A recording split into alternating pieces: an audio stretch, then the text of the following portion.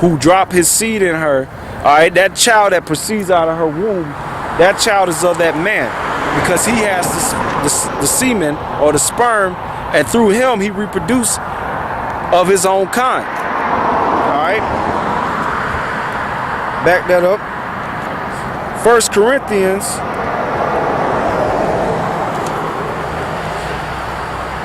Corinthians 15 and 38, it says, but God give it a body as it have pleased him, to every seed his own body. You look up that word seed, and the Greek is sperma, where you get the word sperm. So to every sperm, all right, the Lord creates a body for it, all right, to reproduce of its kind from the man. It says, all flesh is not the same flesh, and there is one kind of flesh of men, another flesh of beasts, another of fishes, and another of birds.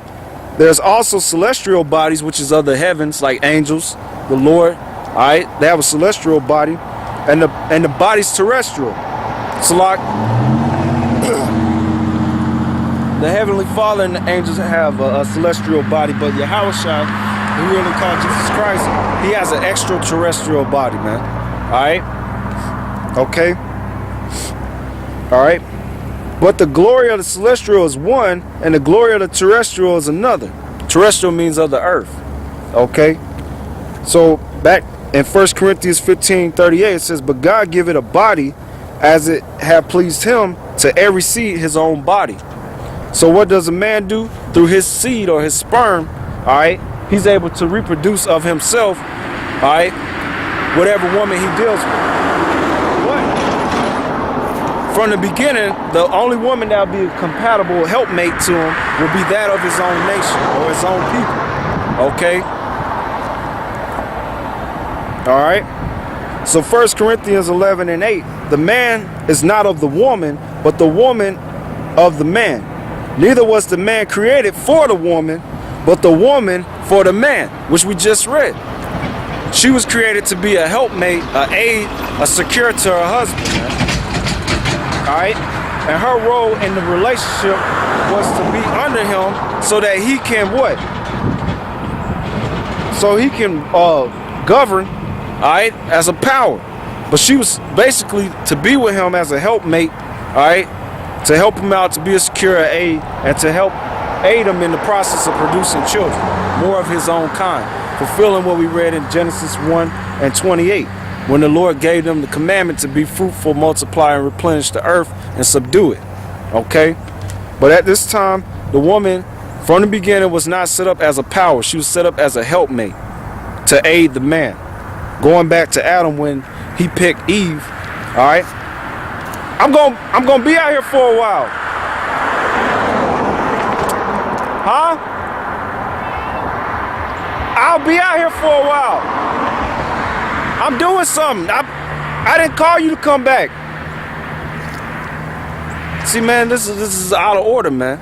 Here it is, I'm going through something spiritual, breaking down something that's according to the Bible, right? And I told her I'll call him when I need my ride. She up here just assuming that I'm only going to be out here for a few hours. I'm going to be out here till the camera drop dead, okay? I'm not restrained with that dude that was in the camp. He got cut off. The Lord didn't want him out here because he was hindering and quenching the spirit, man. All right? Now she doing that, but it'll be all right. I'll talk to him when I get back to the house. All right? But back to the statement. All right? So the man was not created for the woman for the man. Okay?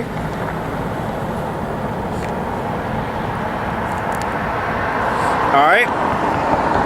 So Genesis 2 and 23, and Adam said, this is now bone of my bone and flesh of my flesh. She shall be called woman because she was taken out of man. Okay?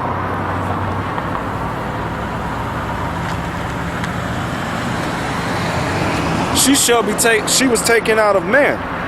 All right? Okay?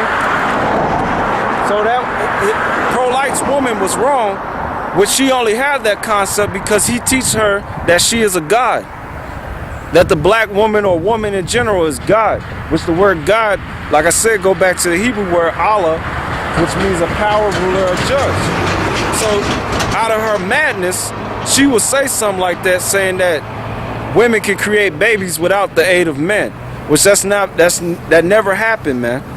All men was created through the process of their father having union with their mother, meaning sex, all right, to produce that baby, man.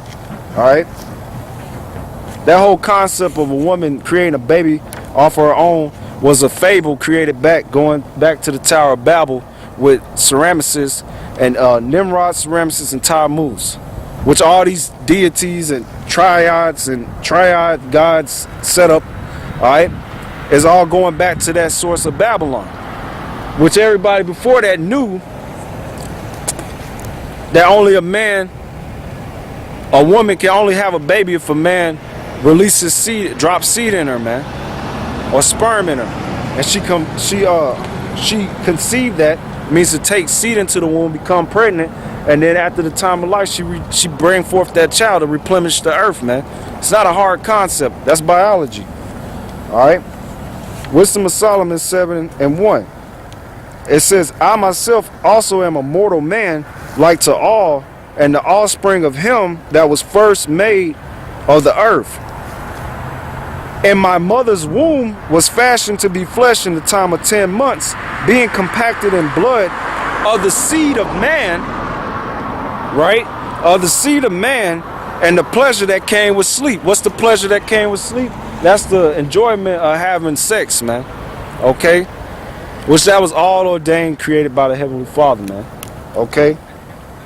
It says, and when I was born, I drew in the common air and fell upon the earth, which is of light nature, excuse me. And the first voice which I uttered was crying, as all others do. I was nursed and swallowing clothes, and that with care, excuse me. For there is no king that had any other beginning of birth.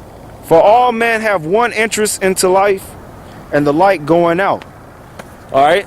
So the only way a man or a human being or a person, which I'm gonna use a man or a female, can enter this plane, all right, called Earth, and operate and dwell in it. Okay. It's through the act of procreation between a man and his woman. Okay? All right? That's it. Okay? All right? Genesis 2:24. Therefore shall a man leave his father and his mother, and shall cleave unto his wife, and they shall be one flesh. The word cleave right there means to join together. That's where you get the word marriage. Okay? All right? And they were both naked, the man and his wife, and were not ashamed, okay? Because they were doing the right thing, all right? Well, let's keep reading. Chapter 3. Now the serpent was more subtle than all the beasts of the field, which the Lord power had made. This serpent is talking about the devil, which is talking about Esau. At the time before he was called Esau, he was known as the seed of the wicked, or the serpent.